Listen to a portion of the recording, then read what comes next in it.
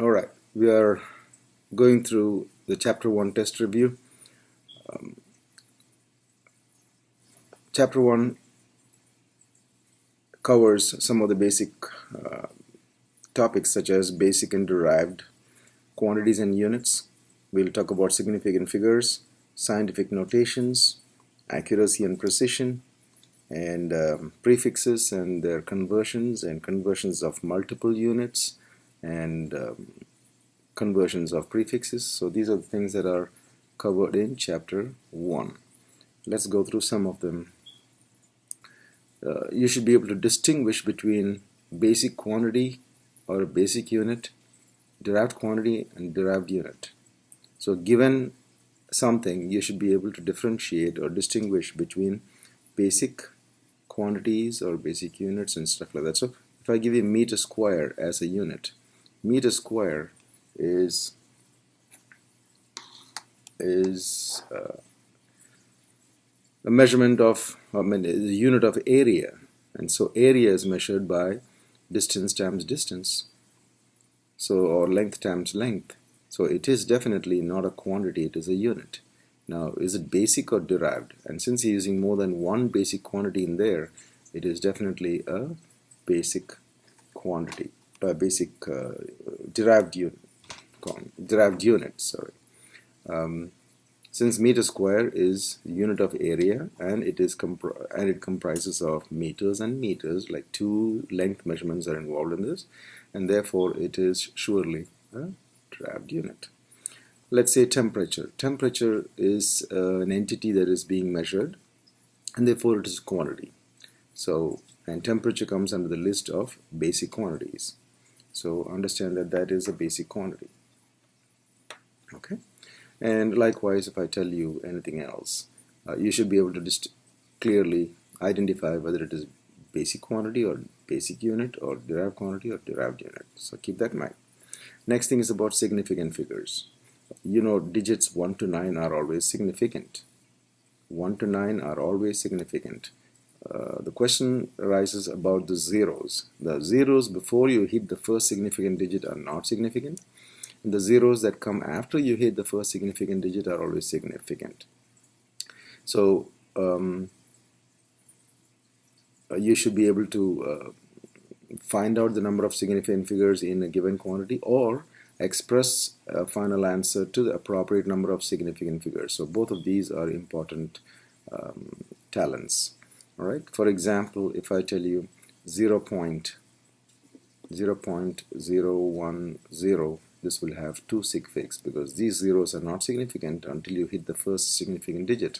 Then this zero becomes important, so it becomes two sig figs, 1, 2.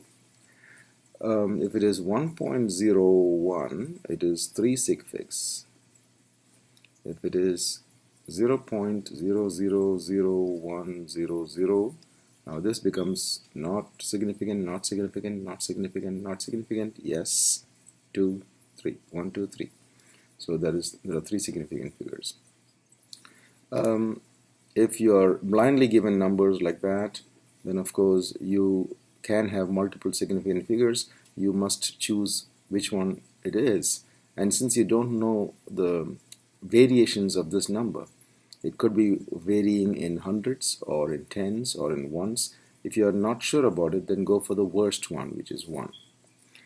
And if you're given a number in scientific notations, such as 1.25 times 10 to the power of 8, then you don't have to worry about the 10 powers. These are the number of sig figs that you need to look into.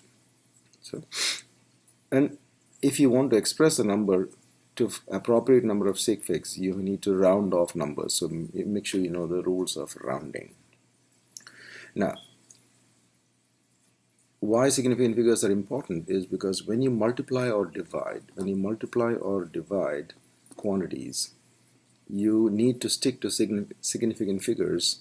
The rule is this, that when you multiply or divide, the final answer should be rounded off to the least number of significant figures of the given quantities. So an example can be 2.5 times 1.68 times 0.578. If you multiply these three things, you should get a raw answer of 2.4276. So if you're getting this as a raw answer, watch the number of sig figs here. This has got 2 sig figs, this has got 3 sig figs, this has got 3 sig figs, and the least one is this. So you're going to round this final answer to the least number of sig figs. So this appears to have 5 sig figs, you got to squeeze it to 2. So this will become 2.4.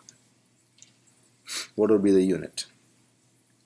Now, if you're given a complex thing like this, let's see. Okay, this is fine. Now, for additions and subtractions, the rule is that the final answer should be expressed to the least number of decimal places of the given quantities. Okay, so if you're given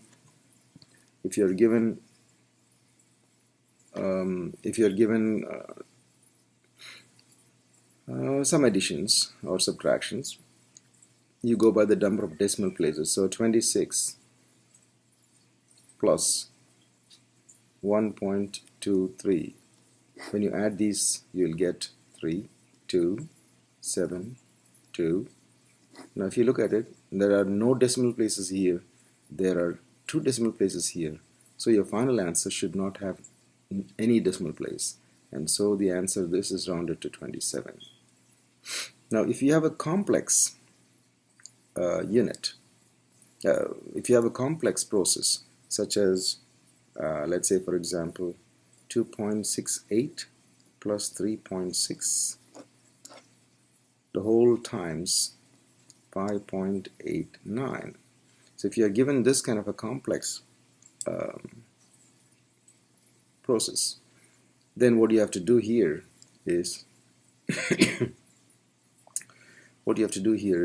process this first. So if you process this, adding this and this, you will get 6. It will be 6.3. 6.3. What happened? Okay, you'll get 6.3. So rounded. If you round it properly to the least number of decimal places, because it's addition, you have to round off to the least number of decimal places, and you will get 6.3. And then this will be 5.89. When you multiply these two, you will get a raw answer of 37.107. And you can see that there are 2 significant figures, because it's multiplication. You have to use the rules of multiplication. 2 sig figs, 3 sig figs, and so the answer should be rounded to 2 sig figs, which is just 37. Alright, so make sure you understand that. And then the next thing you need to know is scientific notations.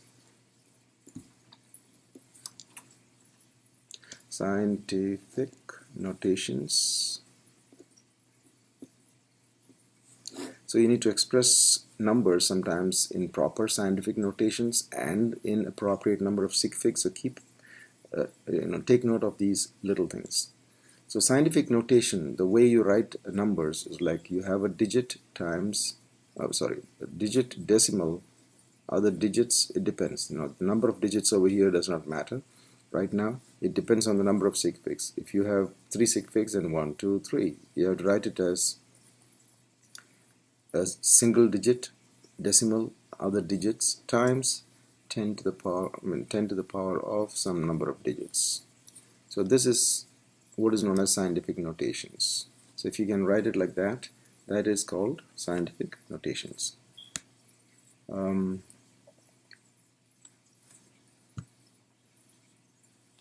That is called scientific notations.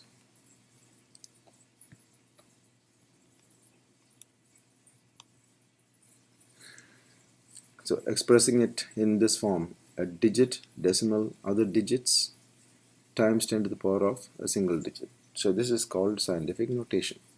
Now you may be given a bunch of numbers and you may be asked to multiply or divide or whatever, and then express the answers to this format you can use your calculator's scientific notations and then do it properly. So this will be like 3.75 times 10 to the power of minus 4. That is the scientific notation. So if you're given a number 0.025, and if you are told to express this in scientific notations, the answer is 2.5. The decimal will come after the first digit.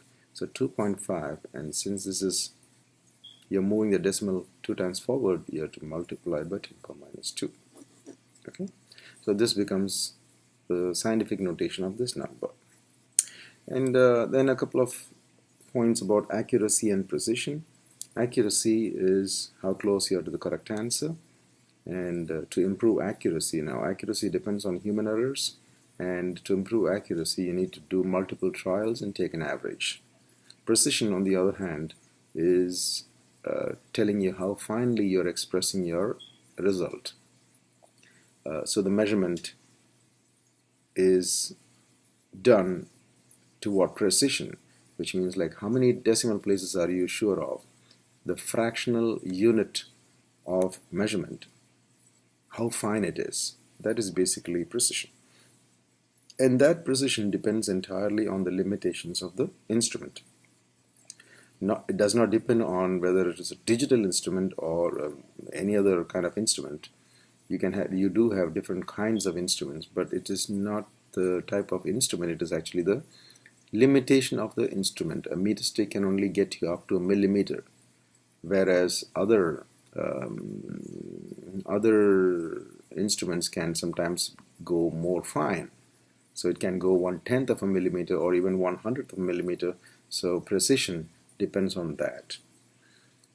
Okay, so, and the other things about basic units and derived units I've already mentioned to you. So understand that the basic quantities are just limited. Basic quantities are mass, length, time, temperature, luminous intensity, electric current, quantity of substance, and you have angle. Those are the basic quantities, and you should know the SI units. What are the SI units for the basic quantities? You have meters for length, kilograms for mass, time is in seconds, temperature is in Kelvin, light intensity is in candela, and electric current is in amperes, quantity of substance is in mole, and angle is in radians. So these are the SI base units. Now you can get SI units of derived quantities from here. Like for example, for speed, it is meters per second, not miles per hour. So this is something that you should understand. For speed, it is meters per second. And for acceleration, it will be meters per second square. So acceleration, you have not done this yet, but acceleration will be meters per second square. So how complex the unit is going to be depends on whether it is how complex the derived quantity is. But these are the units from this list that are being used. So this is the SI base unit for acceleration. Okay, so this is the SI base unit for acceleration. So understand that. Now, if you're given quantities like, okay, x for distance, v for velocity or speed, and t for time, and if I ask you, okay, what will be the unit of x times v square times t square? What will be the unit of this? So to find the unit of this, all you do is substitute the units of these quantities. X is distance, and so that will be meters. Okay, v stands for speed, and speed is meters per second. But remember, it's getting squared, so it'll be squared. And then time is in seconds, and remember that's also squared, so squared. Now put all this together, and you can see that square square cancels off, and you're left with meter and meter square, which is meter cube. So when you multiply these, you'll get this as your end result. So keep that in mind. That is how we find out the unit of complex quantities. Okay. Prefixes. A word about prefixes. So understand prefixes. The list of prefixes. If you start with say grams. If you start with grams as a basic,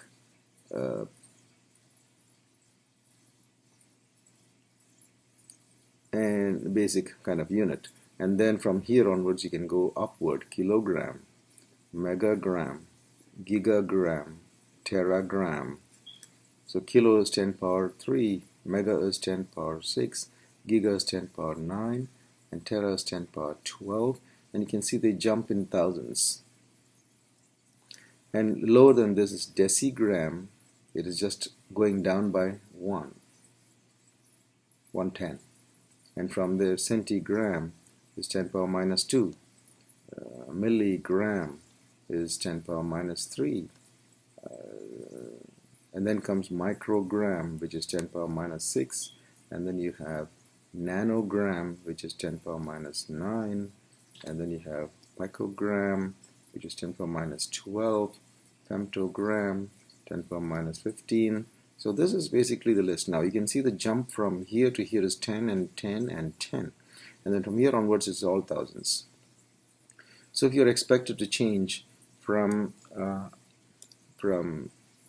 centigrams to kilograms, suppose you want to change from centigrams to kilograms.